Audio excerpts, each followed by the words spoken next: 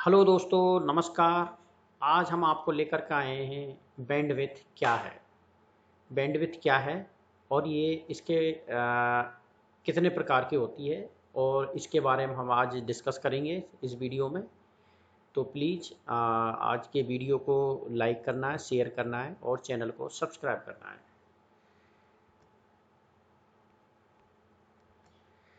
What is bandwidth? Bandwidth से आप क्या समझते हैं? इंटरनेट के प्लान की केबीपीएस, एमबीपीएस और जीबीपीएस के साथ एक शब्द और लिया जाता है, वो है अप टू 40 एमबीपीएस या अप टू 100 एमबीपीएस। ये जो अप टू एमबीपीएस या अप टू जीबीपीएस शब्द होता है, ये इंटरनेट सर्विस की सीमा को डिफाइन करता है।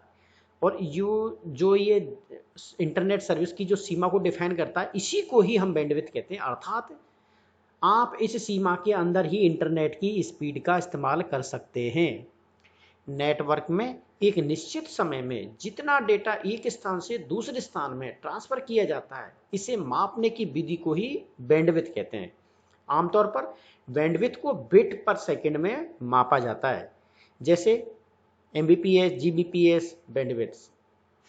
बैंडविड्थ शब्द किसी भी नेटवर्क की संचरण क्षमता, मतलब जो ट्रांसफर की क्षमता है, अर्थात ट्रांसमिशन की कैपेसिटी को डिफाइन करती है।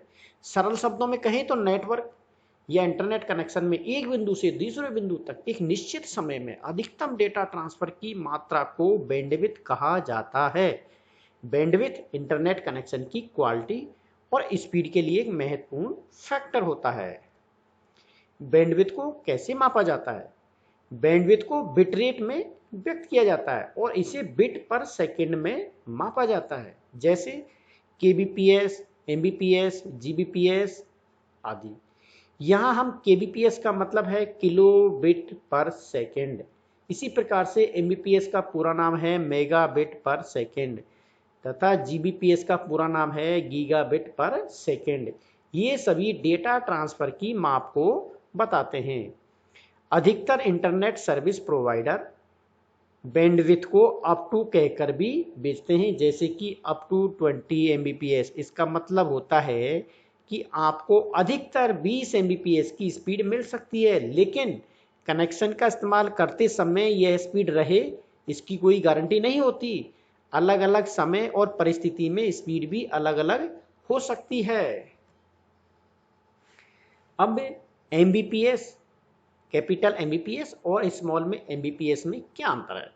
एमबीपीएस और एमबीपीएस के बीच में एक जो अंतर है, इसमें जो अंतर है वो यह है कि केबीपीएस और केबीपीएस तथा जीबीपीएस और जीबीपीएस।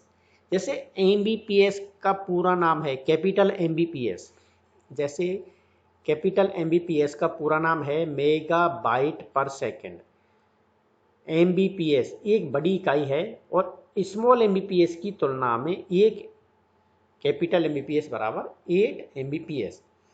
और जो स्मॉल एमबीपीएस का पूरा नाम है मेगा बिट पर सेकेंड, ये है एक छोटी इकाई है। मतलब जो कैपिटल में एमबी है वो एक बड़ी इकाई है और जो स्मॉल में एमबी है वो एक छोटी इकाई है। इसको हम बाइट पर सेकेंड बोलते हैं और इसको हम बिट पर सेकेंड बोलते हैं। एक बाइट में 8 बिट होते हैं। बैंडविड्थ काम कैसे करता है? एक नेटवर्क कनेक्शन में जितनी अधिक बैंडविड्थ होगी, वह उतना ही अधिक डेटा एक बार में भेज सकता है या प्राप्त कर सकता है। बैंडविड्थ की तुलना हम एक पाइप में बहते हुए पानी की मात्रा से कर सकते हैं। पाइप का व्यास जितना चौड़ा होगा, एक बार में उतना ही अधिक पानी पाइप से बहकर बाहर निकलता है। बैंडविड्थ भी इसी सिद्धांत पर कार्य करता है। बैंडविड्थ के प्रकार, बैंडविड्थ दो प्रकार की होती है। एक तो होती है सिमेट्रिकल कनेक्शन बैंडविड्थ और एक होती है एसिमेट्रिकल कनेक्शन बैंडविड्थ। जो सिमेट्रिकल कनेक्शन बैंडविड्थ होती है, इस प्रकार की बैंडविड्थ कनेक्शन में दोनों दिशाओं में डाउनलोडिंग और अपलोडिंग में डेटा की जो स्पीड होती है समान होती है। और जो एसिमेट्रिक बैंडविड्थ होती है, इसकी डाउनलोडिंग अपलोडिंग दोनों में स्पीड डिफरेंट होती है, इसीलिए इसको एक को सिमेट्रिक और एक को एसिमेट्रिक बैंडविड्थ कहा जाता है। बैंडविड्थ और स्पीड में अंतर क्या है? अधिकतर लोग बैंडविड्थ और इंटरनेट स्पीड को एक समान ही समझते हैं, लेकिन ये दोनों एक दूसरे से बहुत ही अलग हैं।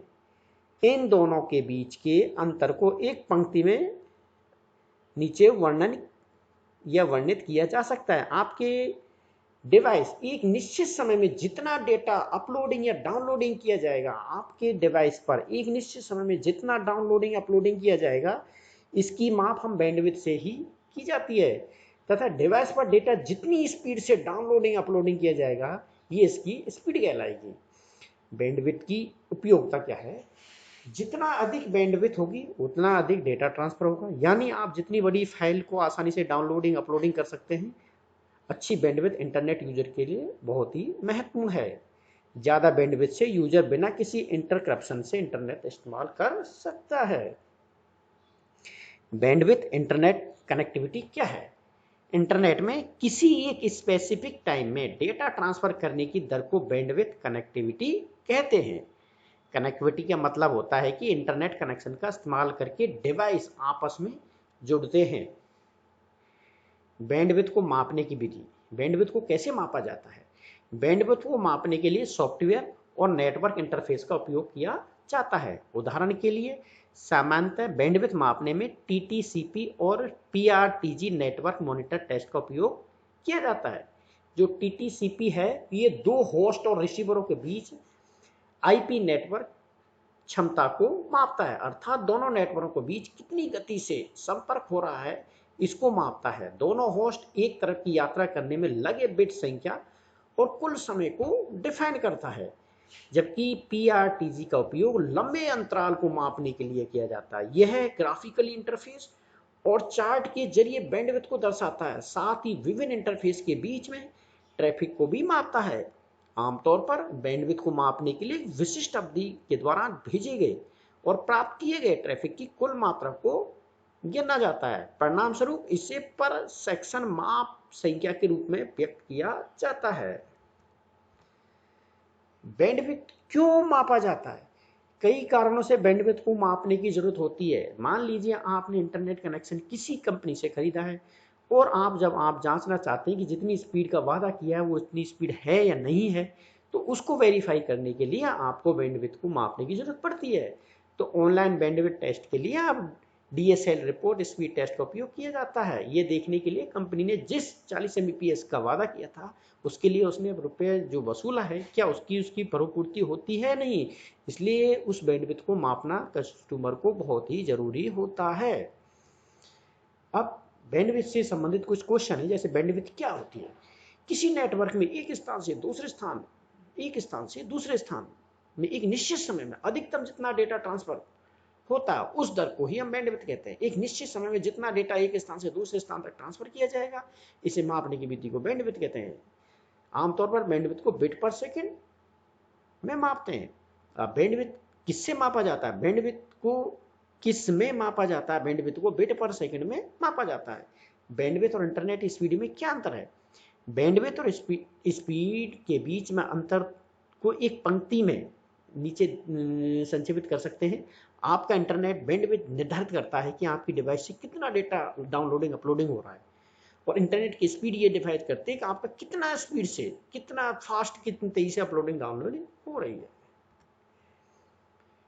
Fastest internet in the world. Japan में दुनिया का सबसे fastest internet in the world में सबसे बड़ा जो फास्ट इंटरनेट है वो दुनिया में जापान में। जापान में दुनिया का सबसे तेज स्पीड का इंटरनेट टेस्टिंग हुई है। ये स्पीड 319 टेराबिट्स पर सेकंड की है। ये स्पीड इतनी ज्यादा है कि आप करीबन 57,000 फिल्में महज एक सेकंड में ही डाउनलोडिंग कर सकते हैं। आज के दौर में दुनिया की एक बड़ी आबादी इंटरनेट से जुड़ी हुई है।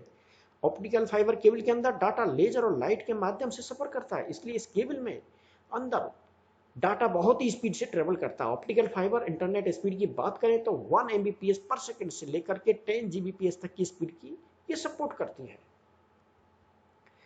तो दोस्तों, आज हमने बैंडविड्थ क्या है, इस बैंडविड्थ के बारे में आपसे डिस्कस किया है। इसके कुछ क्वेश्चन थे, उनको मैंने आपके साथ शेयर किया है।